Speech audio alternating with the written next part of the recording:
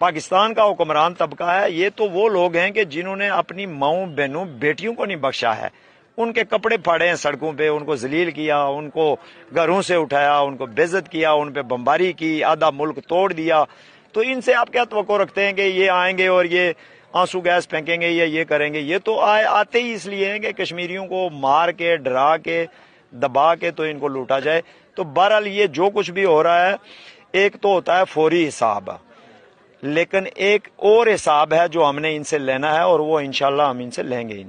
اس خون کا جو مظفر آباد میں انہوں نے بہایا ہے، اور جو میرپور میں انہوں نے پولیس والا مارا ہے، خود مارا انہوں نے پولیس والا، اور پھر اس کے بعد جو ہے نا وہ یہ باتیں کرتے ہیں ادھر ادھر کی، اور ابھی تک وہ فیکٹس سامنے نہیں لا رہے کہ بھائی وہ بندہ کیوں مرا.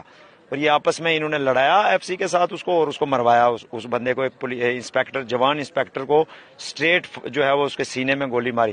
یہ 5 قتل تو سامنے ہیں، اور ابھی کوئی پتہ نہیں ہے. ابھی مظفر آباد کے لوگوں کو یہاں اتنی افواہیں چل رہی ہیں کہ 10 بندے مرے ہیں، 5 مرے ہیں، 8 مرے ہیں، 4 مرے ہیں، کسی کو کوئی پتہ نہیں ہے، کوئی ڈیڈ باڈیز کا بھی پتہ نہیں ہے.